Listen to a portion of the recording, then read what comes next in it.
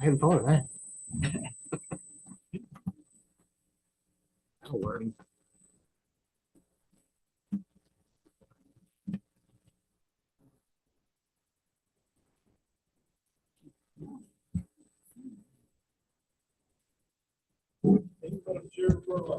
Thank you. Good evening. Welcome to the Tuesday, October 14th, 2025 Board of Supervisors meeting. This meeting is now called to order. Ms. Whitten, will you conduct roll, please? Supervisor Lewis. Present. Supervisor Day. Here. Supervisor McDaniel. Here. Supervisor Lyons. Here. And Chair Ayers. Here. We will now offer an invocation followed by the Pledge of Allegiance. Those attending are not required to participate, but if you'd like to join us, please stand.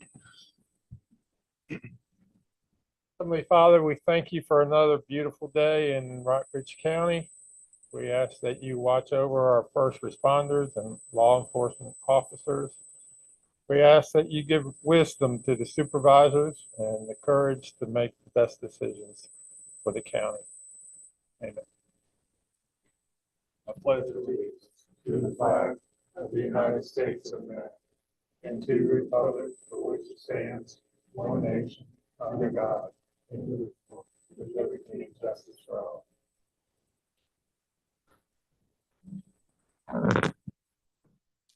We will hold citizens' comments near the beginning of the meeting. We will do our best to take citizen comment remotely. There are two options for citizens to offer comment. To join by telephone, you may dial into one of the numbers listed on the county website. Webinar ID and password are there for your convenience. Citizens wishing to simply view the meeting live or after the fact can do so on the Rockbridge County Board of Supervisors YouTube channel, also available on the county website. If you wish to make a citizen comment as a Zoom meeting participant, you will use the raise your hand feature. You can press the raise hand button on the bottom of your Zoom window or press *9 if you're calling in by telephone. Changes to the agenda.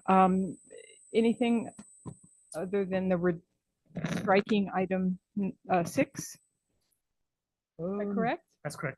Okay, we will strike item 6 as there are no school appropriation resolution for consideration. I have no other changes. Okay. Recognitions and presentations, National Fire Prevention Week proclamation. Have a resolution we'd like to read. Chief Ramsey's not here, so I'm going to do the best I can.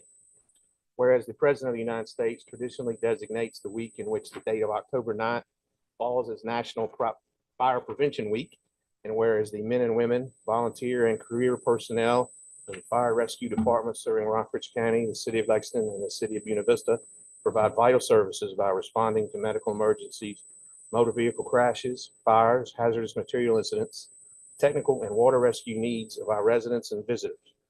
Whereas it is important that all citizens understand that firefighting is one of the most hazardous professions, requiring physical strength, determination, and courage. And whereas the safety of our citizens is a primary goal of local, state, and federal government.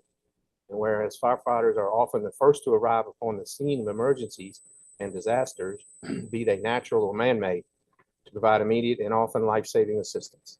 And whereas firefighters devote numerous hours of rigorous training and continuing education in order to enhance their life and property-saving skills. Whereas our firefighters continue to demonstrate an exceptional level of commitment and dedication to their communities and fellow citizens. Now, therefore, we, the Rockbridge County Board of Supervisors, recognize the week of October 5th through 11th as the National Fire Prevention Week and encourage all residents to join in celebrating the dedication of our local fire departments and firefighters, both past and present, along with their families whose support enables them to serve our community. Additionally, throughout the entire month of October, we urge everyone to continue honoring their commitment and service. Thank you. Is there a motion to adopt the proclamation? So made. Is there a second? Second. Mr. Day? Yes. Mr. Lyons? Yes. Mr. McDaniel? Yes. Mr. Lewis? Aye. And I vote yes. I got a message from Chief Ramsey. I haven't even listened to it yet, but apparently he's probably held up somewhere. So I will make sure that he gets that and that all our volunteer and career firefighters are able to get copies. Thank you. We will now welcome citizen comments. Comments pertaining to a public hearing should be held until such time the public hearing is heard. When your name is called, please address the board at the podium stating your first and last name and magisterial district. Please limit your comments to no more than 3 minutes. There's a timer on the table for your convenience. Is there anyone signed up to speak? Yes, we have a Chuck Smith.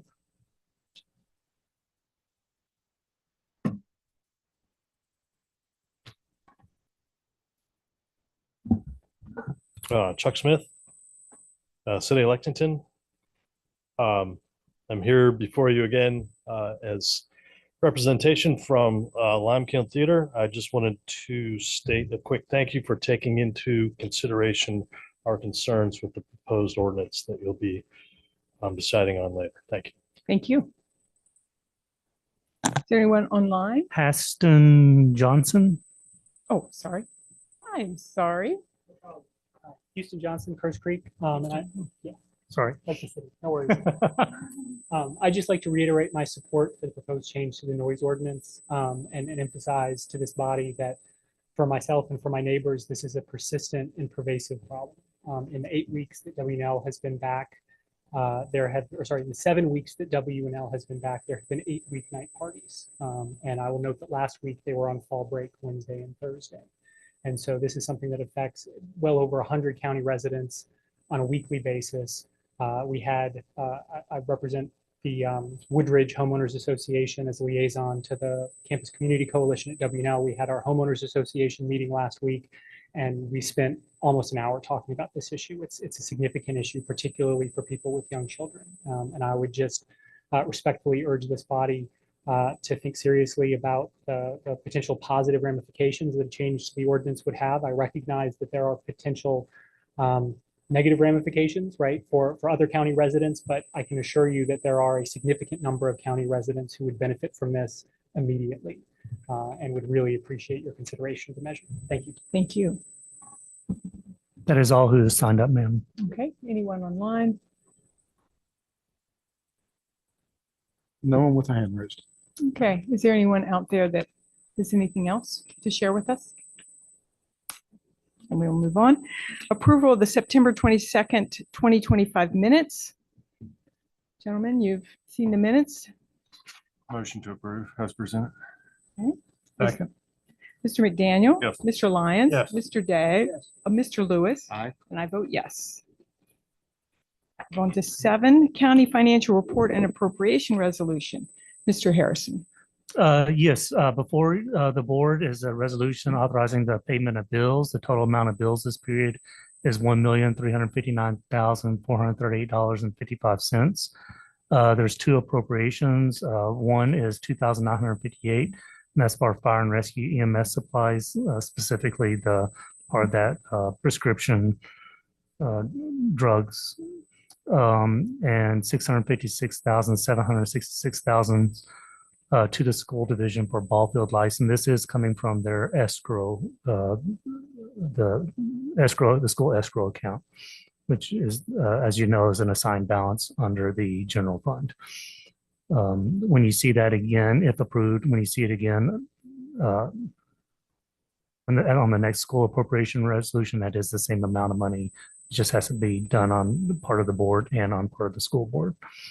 So it's not a doubling up if you see it when you see it again. Thank you. Also, the total we should have September. We're a little bit behind because of working on the audit and the Tyler, but through August 31st, revenues total $4,757,777. Expenditures $9,856,236. Our year-to-date difference of minus $5,098,459. You'll see a chart included with your monthly packets, and I think I worked on the estimates a little bit on the formula, so hopefully it'll become more accurate. 17% of the fiscal year has passed. Sales tax collected amounts to $916,734, or 20% of the estimated budget. Mills tax is $598,955, or 18% of the estimated budget. Lodging tax is at $292,987, or 16% of the estimated budget. So it looks like we're so far, knock on wood, budgeted accurately on those. Emissions tax is at $87,821, that or 25% of the SAM budget. And I think you'll see that number go up because that train has been packed. When I've driven by there, they're really doing good. Again, we're staff is working on beginning their work on the FY25 audit. And that's a lot of work on the treasurer's office and the finance staff. And of course, we continue to work on us and the school division on the new Tyler software. Thank you, Mr. Harrison. Gentlemen. Your motion to adopt the resolution. So moved. Second. Mr. Lyons? Yes. Mr. McDaniel? Yes. Mr. Day? Yes. Mr. Lewis? Aye. And I vote yes. Thank you. Thank you. Move on to the consideration of the noise ordinance, which was carried over from the September 22nd meeting. Mr. Dryden. As the chair mentioned, the board held a public hearing on whether or not to consider changes to the noise ordinance during your September 22nd meeting. At the close of the meeting, the board discussed the issue and then made a motion to postpone for action on this on the amendments to the noise ordinance to the meeting that's scheduled for today. There's been, as directed by the board, I made some changes to the proposed noise ordinance, and I'll go ahead and read those out if that's okay. So our noise ordinance is found in Article 4 of Chapter 4 of our Rockbridge County Code. And Section 4-43 contains the prohibitions on loud noises. The proposed changes read as, it shall be unlawful for any person other than a nonprofit organization as stated below, which is added language, on Sunday through Thursday between the hours of 10 p.m., which is also another change, and 8 a.m. the following day, on Friday and Saturday between the hours of 10:59 p.m. and 8 a.m. to the following day. And then we list the prohibitions, which for loud noises during those periods of times.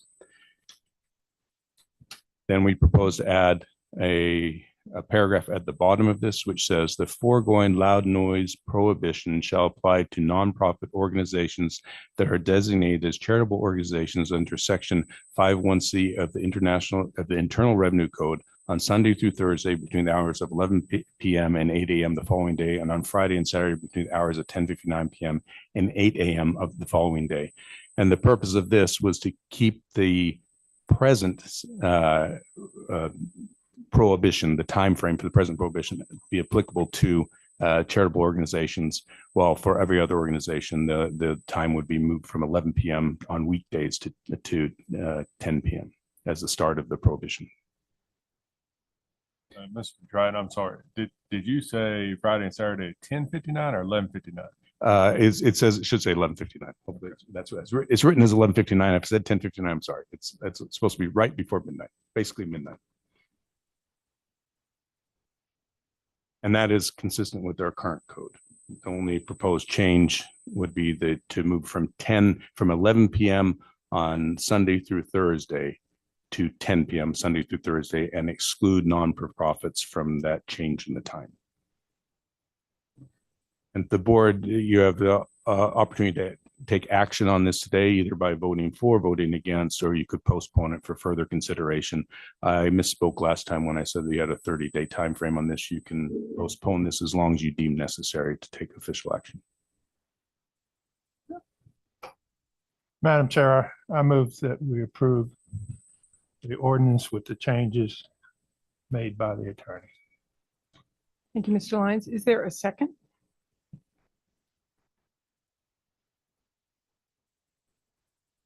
I'll second. Mr. Lyons, Yes. Mr. Day? Yes. Mr. McDaniel? No. Mr. Lewis? Nay. And I vote yes. Thank you, gentlemen. Right, moving on to consideration to schedule public hearing on South River leased property. Mr. Dryden. As many of the supervisors are already aware, we have certain properties along South River which were acquired by the county several years ago as part of a flood mitigation program. They're acquired through grant funds from both the federal government and from the state. Under the terms of those, the grant program, and then the terms of the acquisition is we would purchase the property using the funds received, and then we would offer it as a lease back to the previous owners or to adjacent landowners. There are several of those properties. Right now, we currently have five of the properties that are being leased. The remainder of them are just not being leased. There is a lease to the Herrings, which has come up for renewal. The lease will expire on November 30th of next month. And in order for us to proceed with extending the lease, we're required by statute to schedule a public hearing. And so we bring before the board to see if we could schedule a public hearing for November 10th, if that's acceptable to the board.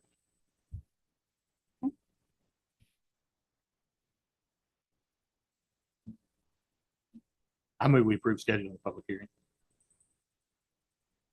Lewis, is there a second? I'll second. Mr. Lewis? Aye. Mr. Day? Yes. Mr. McDaniel? Yes. And Mr. Lyons? Yes. And I vote yes. Moving on to appointments, voting credentials for annual VACO meeting. The VACO 2025 annual meeting is next month, and the board will need to elect a board member as the voting delegate. There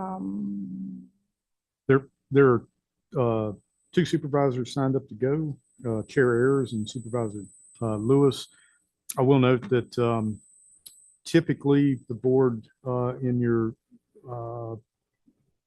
when you adopt a calendar at the beginning of the year, typically because the VACO conference falls on this weekend, the main day is on Monday of that week, so which would be the 10th. Typically, the board moves the meeting, that first meeting in November to the next day, the Tuesday. This year, that wasn't possible. A very important event is Veterans Day is the next day. So we're not, no board meeting on Veterans Day. So we will be meeting on the Monday night. That's what the board adopted. Sorry. And a lot of the voting takes place Tuesday morning. Oh, really? Yep. So with VACO. So just keep that in mind when you're thinking about it. We haven't Typically- always voted. And you will be there on Tuesday? I had not planned to be. Okay, all Um, right. I nominate Ms. Harris. Will, are you going to be there? So you're not going to be there on Tuesday either? No, ma'am. So it might be that If no one's there. you would like to send me back, I'm happy to do that as staff. You can designate an alternate. You can designate one person and an alternate at the same time? It's on the form in there.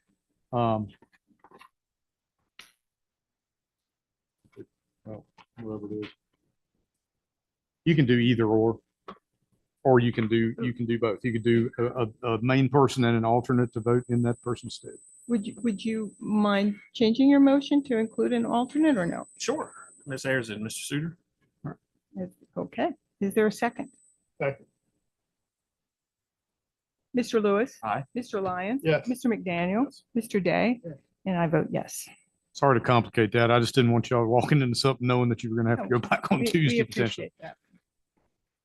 Right, we have 10 minutes before the public hearings that are scheduled at 6. Let's see if there's anything we can. The staff reports. Staff reports.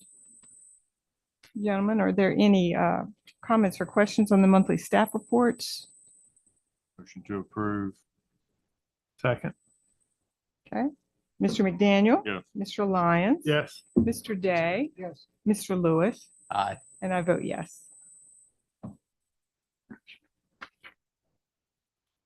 We will take a short recess and we will come back to the public hearings at 6.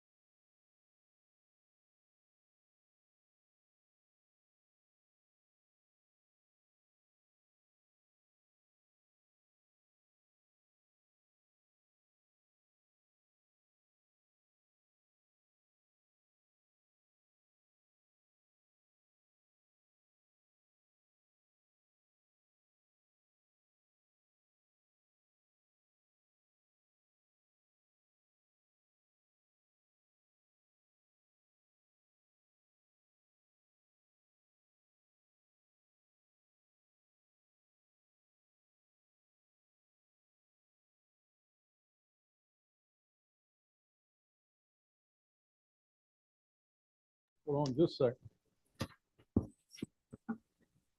Okay.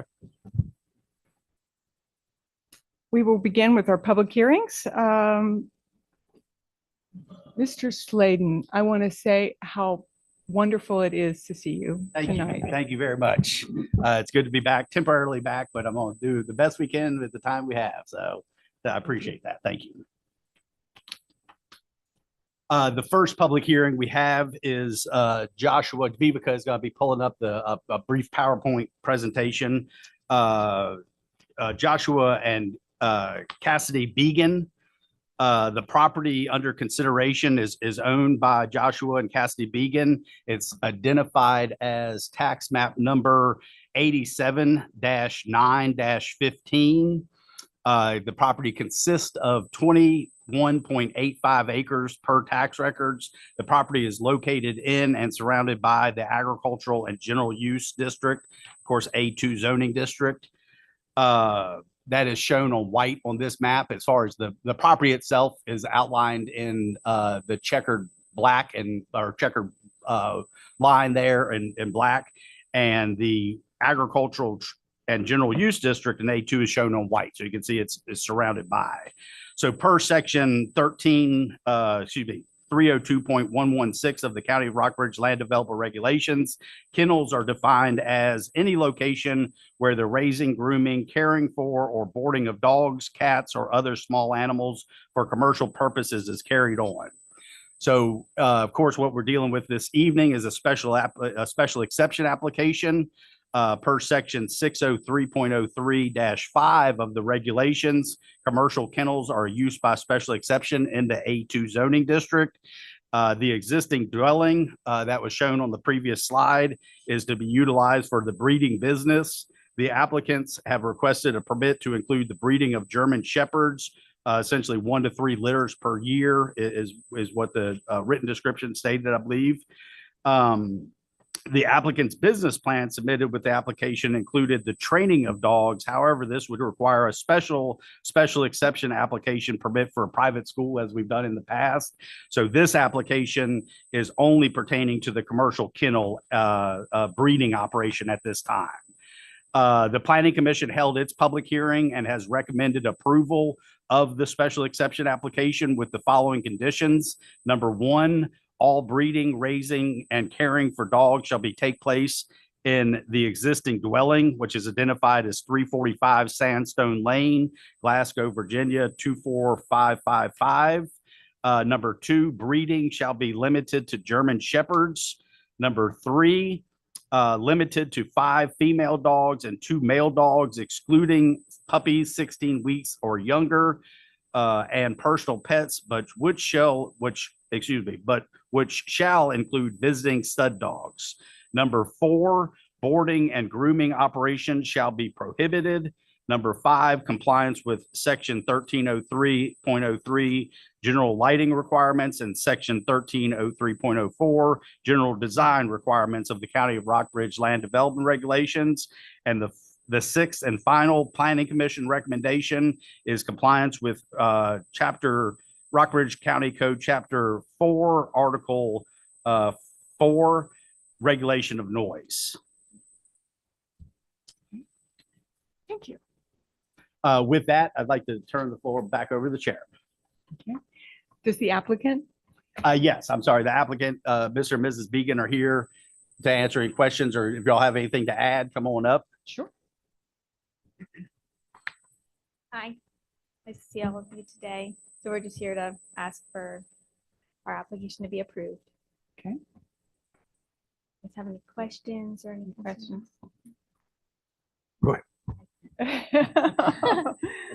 All right. Thank you. We may have some questions for you. Okay, awesome. With that, then, if there, I will go ahead and open the public hearing. There, anyone, you can have a seat for right now. Be comfortable. Yes. There's no one that has signed up. All right. No one with their hands raised, but what I was jumping ahead there a little bit. We did receive 2 just today, and we received 2 emails of support, 1 letter of support. for this. One of them was a Gus County resident and the other one I think was Rockbridge. Both were for the two I've Yes, read. both were Yes. for. Right.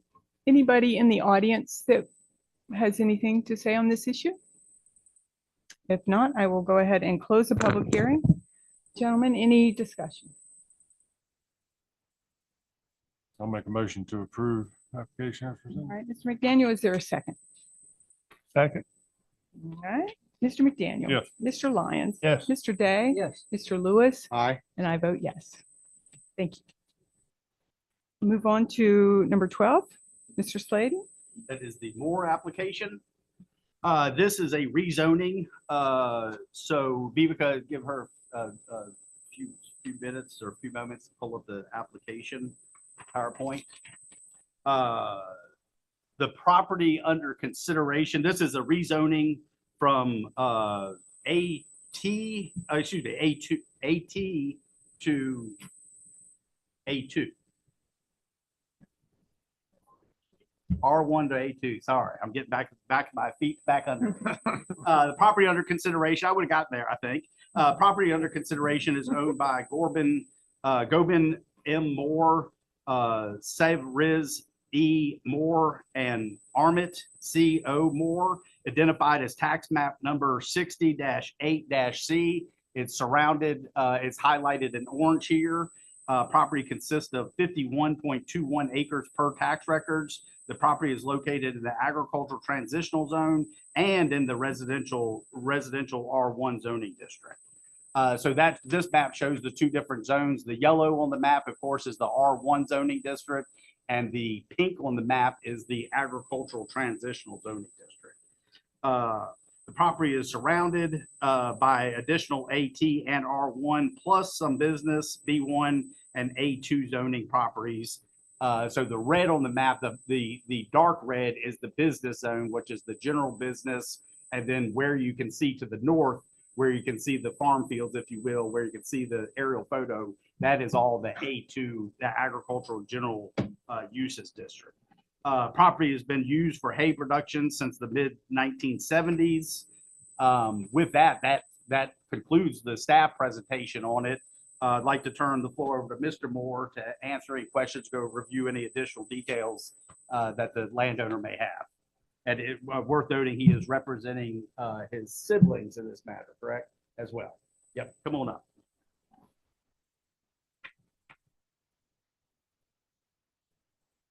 Hello, thank you, good evening, and thank you for taking this into consideration. I don't have anything further to add to this presentation, but if you have any questions, please let me know.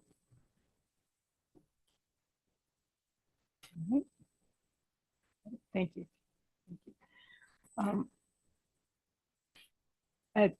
So I will go ahead and open the public hearing. Is there anybody that is signed up to speak on this matter? No, not online, No one online. and no one in the audience? Okay, then I go ahead and close the public hearing. Gentlemen, do you have any questions for Mr. Sladen or Mr. Moore? I'll move to approve. All right, Mr. Lyons, is there a second? I'll second. Mr. Lyons? Yes. Mr. Lewis? Aye. Mr. McDaniel? Yes. Mr. Day? And I vote yes. Thank you. We'll move on to number 13, Apex Towers. All right. This is a special exception for a telecommunications tower. And at the very beginning of this presentation, we just have a sort of a 101, if you will, on types of cell towers. I'd like to start with that. Displayed on your screen here, you have three types of cell phone towers, if you will. The one we are used to seeing in the mid 90s, if you will, was a lattice tower. The mid 2000s is the lattice tower. They're still built, but more commonly here in Rockbridge, we get monopoles. And actually, as traveling up and down the interstate for the last couple months, it's pretty rare to see a lattice tower anymore. They're more monopole. So in the middle, you have a monopole tower. And then on the far right, you have what's called a stealth tower. And so stealth towers can be, as this is shown, as a mock tree, if you will. There's other examples of flag poles we have one in actually, we have two in Rockbridge County that are considered stealth towers that are internal antennas. They just look like a flagpole without flags on them. Then the next one shows the two types of antennas. One is a wide array antenna, or your normal cell tower of wide array. And I'll let Dale speak to some of this when he comes up, Mr. Hill, I should say, as far as the distance, what a wide array is versus a close mount. So it's obvious difference there between how far off from the monopole, both of these are monopole examples, of course, and how far off the actual antennas are. As far as this particular application goes, the details of the property is owned, under consideration, is owned by CW Cash Incorporated and is identified as 28, tax map 28-A-14F. Property consists of approximately 3.12 acres and is located in the agricultural transitional AT zoning district. Property is outlined in red. It is part of a smaller part of a larger holdings of the Cash family there, or at least CW Cash Incorporated.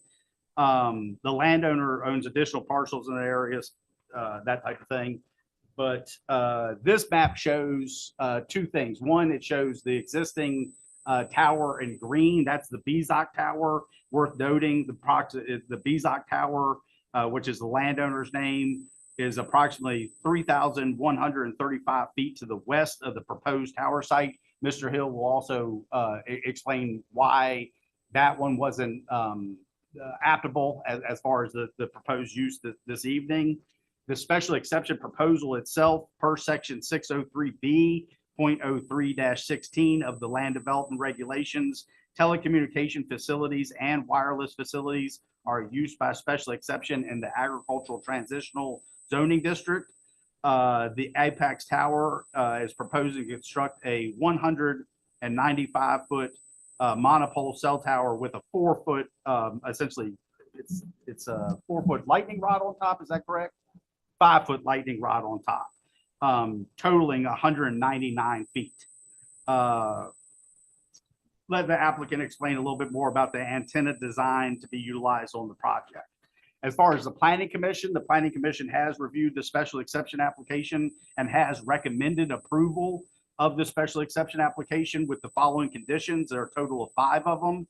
Number 1, substantial compliance with schematic plans dated May 2nd, 2025, with a revision date of September 9th, 2025, prepared by NB&C Engineering Services, LLC, on file with the Office of Community Development. Number 2, all proposed and future antennas shall not be greater than 28-inch standoff. And number 3, the pole shall have a dull gray galvanized finish. Number 4, tree clearing shall not take place between April 1st and November 14th, as noted in the National Environmental Policy Act, NEPA, report submitted with the application. And number 5, approval contingent upon VDOT, Virginia Department of Transportation, VDOT, Rockbridge County Building Department, and erosion and sediment control approvals, and all applicable state and federal regulations. With that, I'd like to turn the floor over to Mr. Dale Hill with Apex Tower to represent the project. Good evening. Thank you for the opportunity to be here this evening. I think we've got a PowerPoint to show you. You've bared with me for a few months. So.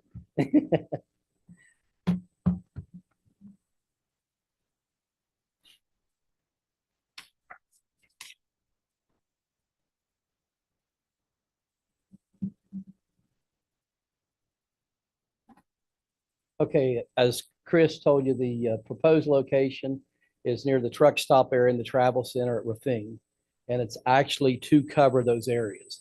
It's of a capacity need. There's not enough capacity in that area.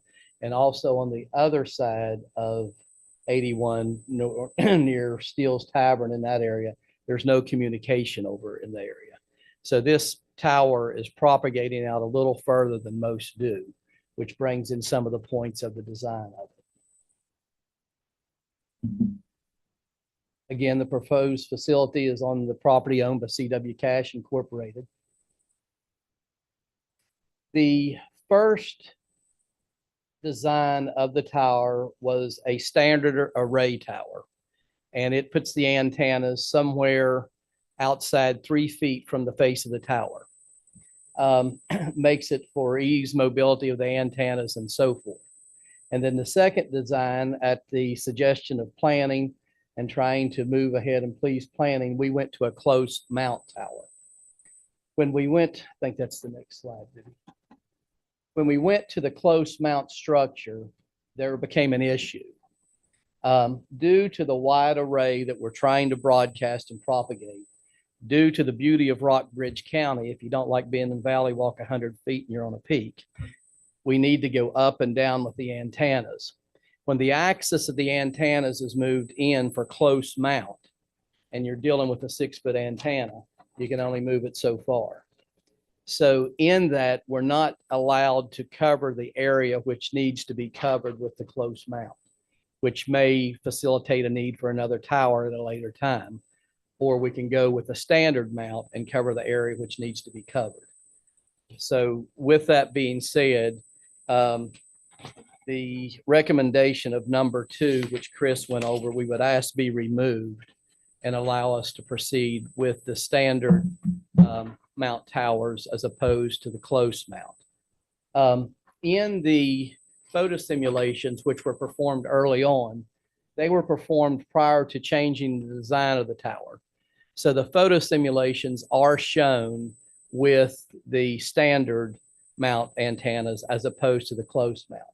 So you can see here from Steels Fort Road, looking southeast, it's really not very visible, the difference in the antennas on the top.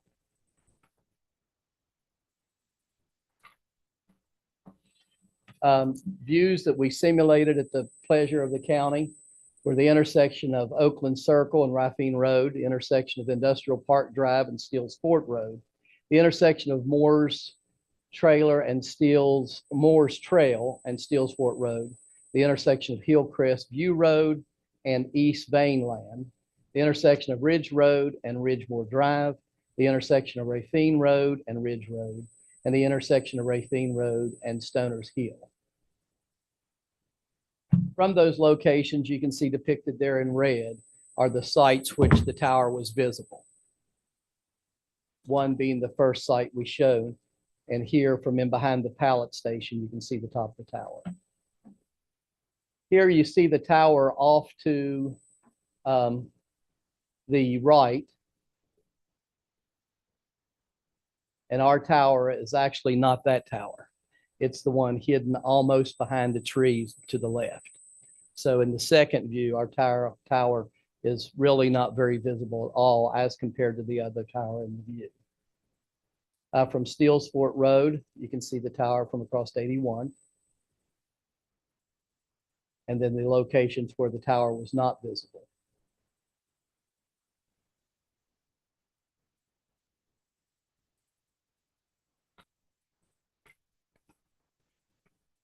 Here's a letter from the carrier who is engaging with us. It's AT&T to bring service into the area. We talked about the tower Chris brought up earlier on at Oakland Circle, which I forget the landowner's BZOC. It was a BZOC. Verizon tower that currently holds Verizon and T-Mobile. And due to the peaks and valleys, once again, of Rockbridge County, the tower is blocked from servicing the travel plaza and the truck stop areas.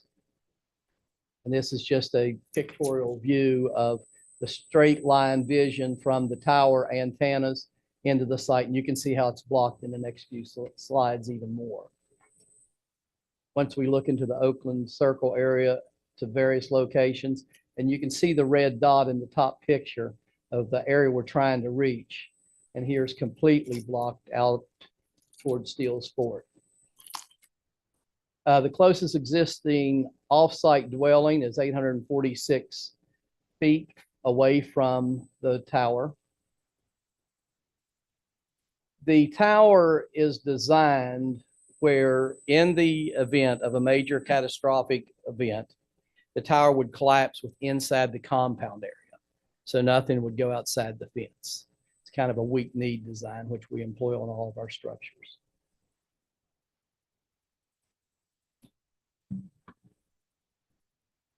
The compound area would have a 6-foot chain link fence with 2 feet of barbed wire at the top.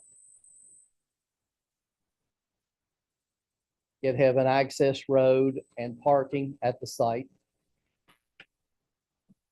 The tower is designed for 5 carriers to meet the ordinance of the county. And is there any questions? Let's see. Gentlemen, do you have any questions? Is all your access road across Cash property? Yes. Runs along his fence line.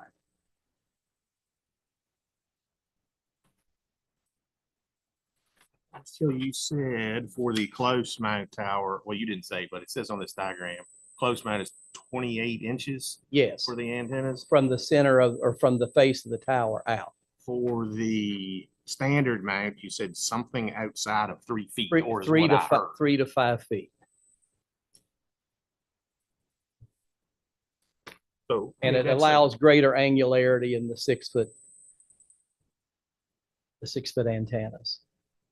So we can point them in different directions. We're fairly just, substantial difference though. yes, tied in measurement, greatly just- on the 28 inches. Just to be clear. Not sure when's the right. I had a question for Chris. Can I ask that Yes, now? certainly. Just if we change that condition set by the convention, would that require further balloon testing or anything like that? No, the balloon test was done at 199. And so And the pictorials of the balloon test was done with the standard array antenna. Yeah, And so not that the was more close of a- mount. I heard the other way around. Yes, it was, we had done the pictorials and the photo sims prior to changing the design. So we stuck with that because they were the most obtrusive design for you to see. And you can see in the photos that it really didn't make a big difference from a ways off.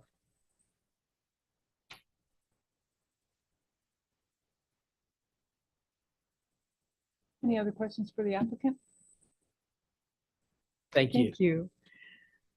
Then I will open the public hearing.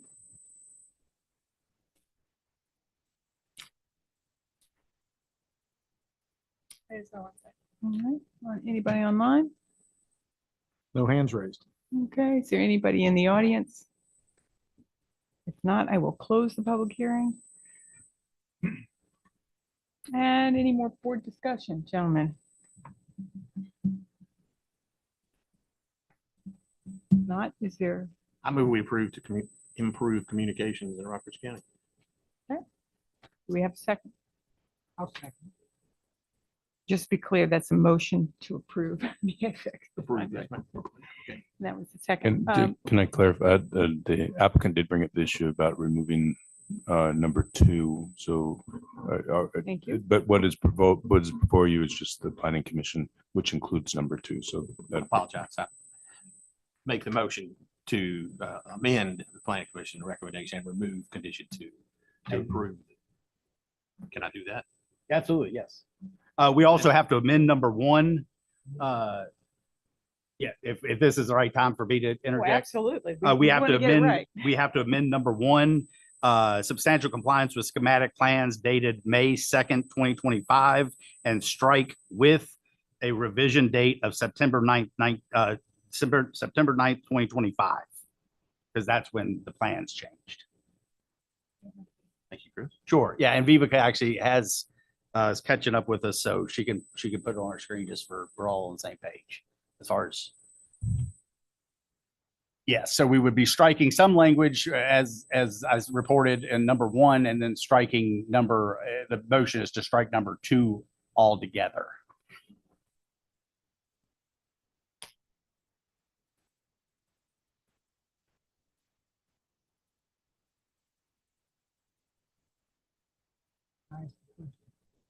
Absolutely. Mhm.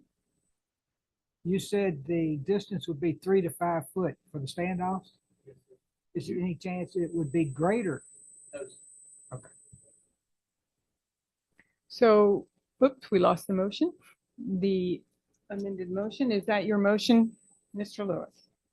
Yes, well, I don't, do I need to read that, Chris? No, well, I don't know, Chris, Or John? just approving the motion with those strikes. Yes, with removing with a revision date of September 9th, 2025 from number 1 and removing condition number 1 modified and removing number 2 altogether.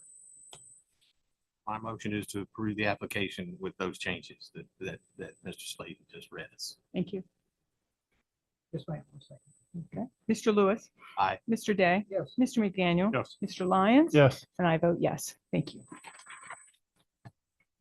Moving on to number 14, application for a zoning text amendment to remove language. And I'll let you take it from there. Sure, we don't have a PowerPoint presentation, but essentially this has as a zoning administrator, I always felt some angst, if you will, about some language in the land development regulations. As you know, in A1 agricultural and limited use and A2 agricultural and general use, we have agricultural to include livestock confinement facilities and forestry as permitted uses in those two, in the A1 and the A2 zoning district. However, in the AT zoning district, agricultural and transitional zoning district, under section 603B 0.02-2, we have agriculture, and we have in parentheses not including livestock confinement facilities as defined unparentheses and forestry. And so it's always been my understanding that could be problematic because I felt it could be problematic because the term agricultural is used in the agricultural transitional zoning district. And so we have a pending livestock confinement facility in the transitional zoning district. And with this thought, rather than writing a zoning determination letter that I was not comfortable with, I got Mr. Dryden to Mr. Dryden did some research, excuse me, and came with a similar opinion that we can't prohibit what types of agricultural products or what type of agriculture is used in an agricultural zoning district. That would be the A1 agricultural limited, A2 agricultural general, and of course, under consideration this evening is the agricultural transitional. So essentially, verbatim, what is being discussed tonight is a zoning text amendment that would include removing the prohibition of livestock confinement facilities in the agricultural transitional zoning district. And so the Planning Commission held a public hearing and has recommended approval of the zoning text amendment. Right. Clarify. All right. Ask for clarification. So as I understand it, AT expands the use of what you can do in agricultural, but it cannot diminish any existing agricultural uses in an AT zone. I'm sorry, one more time. An AT zone Yes. expands the uses, but cannot diminish any agricultural uses that already exist in any of the other agricultural districts. That's not really what we're talking about this evening, but No, I understand that. I'm Yeah. trying to clarify why we're taking. Well, it only the difference between the agricultural, let's just leave it the A2 and AT, if you will. The A2 does not have a prohibition of livestock confinement facilities. The AT zoning district does. And so once you get past that, all other agricultural is treated the same, whether you're in an A2 or AT or A1. So the problem is the use of agricultural in that. I mean, if we use the term agricultural. Yes. And that's why you'll see in some other localities, you'll see a rural residential or a residential conservation recreational or conservation residential or something like that. But they purposely don't use the word agriculture in their zoning district. Mm-hmm. And that's where you could, if the AT agricultural transitional was called rural residential, then you could prohibit some certain type of agricultural activities. Okay. Or agricultural activities to begin with. Yes. Thank you. So again, this particular zoning text amendment would just remove the section that states not including livestock confinement facilities as defined under 603B.02-2. That is what's being proposed. And again, Planning Commission held a public hearing on September 10th, 2025. There were no public comments received. The Planning Commission recommended approval of the zoning text amendment. Thank you. Gentlemen, do you have any other questions for Mr. Sladen? If not, I will open the public hearing. Okay, I will open the public hearing. Do we have anybody signed up to speak? Online No hands raised. and in our audience. I will close the public hearing. Gentlemen, is there a motion to approve?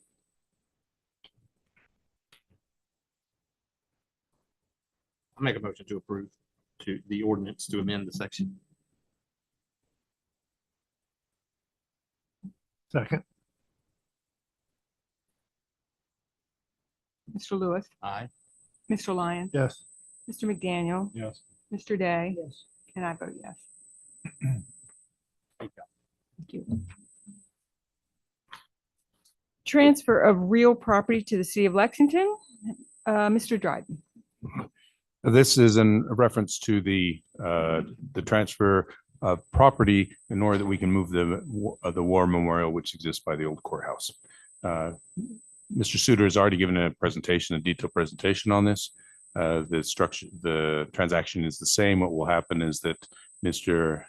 Adamson, Mr. Adamson, who owns some of the property there, will transfer to the county a lot of land. We will transfer the plot of land where the memorial currently exists, even though the construction is on the way to move things, to Mr. Adamson. He will then take that plot and donate it to the city of Lexington. So in the end, it will be transferred. It will be subject to the condition that the memorial not be removed from that property without the permission of the county. And the end result will be the memorial will just move up the road a bit from where it currently is. Oh, sorry. So if I heard, I just, in general, a little louder. We need to be I know, I'm sorry. cognizant that people actually cannot hear us sometimes.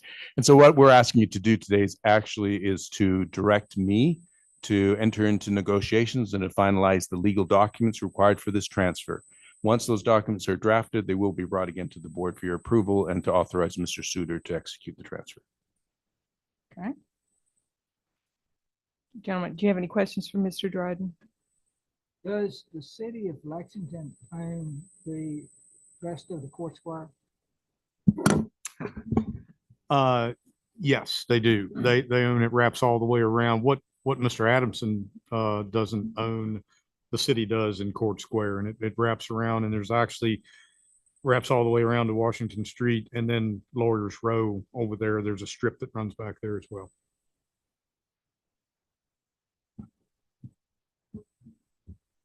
Right.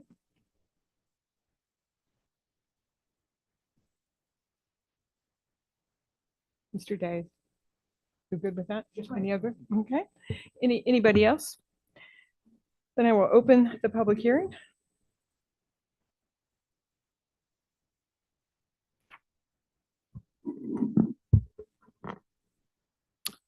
No hands raised.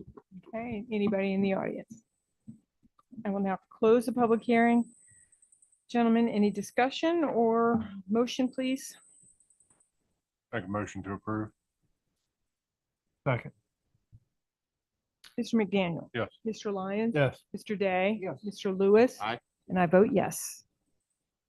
Number 16, transfer of real property from the county to the cities of Lexington and Buena Vista associated with the boundary line adjustment. Mr. Dryden. And this boundary line adjustment is necessitated because the city of Buena Vista will take ownership and maintenance of Boehner Lane and expand Boehner Lane, so access up to the 911 center will be more direct. In the process of doing so, we own 3 parcels, 2 of which will be transferred to Buena Vista, 1 of which will be transferred to the city of Lexington. As we know, city of Lexington owns the land on which the Department of Social Services building is being built. And so this will facilitate the access up to the 911 center, and Buena Vista has agreed in exchange for this to maintain the road. And this is similar to the last uh, last issue that was brought before you. What I'm asking the board to do today is to authorize me to enter into negotiations and to finalize all documentations necessary to facilitate this transfer.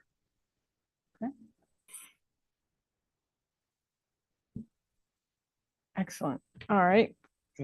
And for me to execute on behalf of the county. But actually, the execution will happen we'll present the finalized documents to you after we're finished. And then at that time, you could authorize the county administrator to execute. Thank you.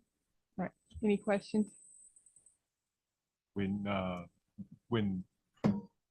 you say the city of Buena Vista has agreed to maintain the road, to whose standards or whose decision on what needs to be done to the road at what time? It would be part of, they would be own the road as their public right of way. Or well, I'll say it's a pseudo public right of way, but it's going to be signed for just no, in other words, it's not going to be a through road. It will be a city street. So they would maintain it like they would a city street.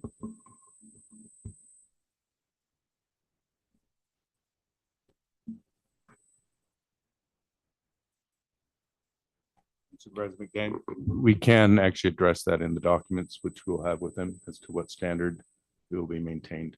And we will bring the final documents to the board for your approval prior to authorizing Mr. Sue to execute them.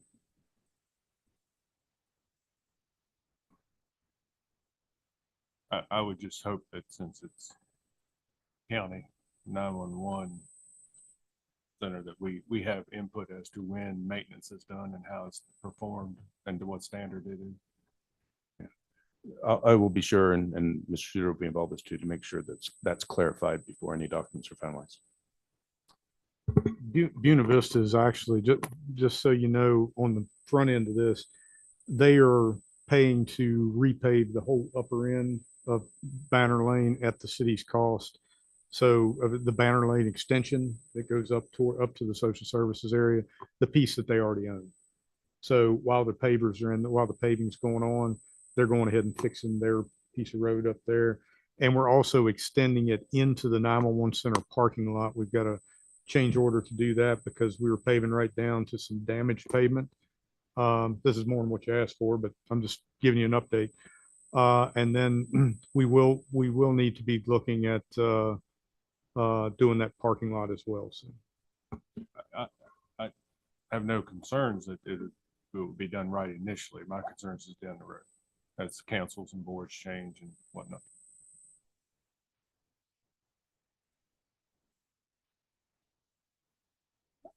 Anything else? Then I will open the public hearing. There's no one signed up. no hands raised. Okay. Anybody in the audience? And I will close the public hearing. Is it more? Make a motion to approve. Do I have a second? Second. All right, Mr. Day, Mr. McDaniel, Yes. Mr. Day, Mr. Lyons. Yes. Mr. Lewis. Aye. And I vote yes. Alrighty. Are there any board comments or committee updates? I will say on the behalf of tourism that our sponsorships applications are open. That opens October 17th. I believe it goes to November 16th. Those are grants, sponsorships for nonprofits, or actually not necessarily on nonprofits, but any organization that increases tourism in Rockbridge County and the city of Lexington and Buena Vista. So if you're interested, please go online, get that information. Gentlemen?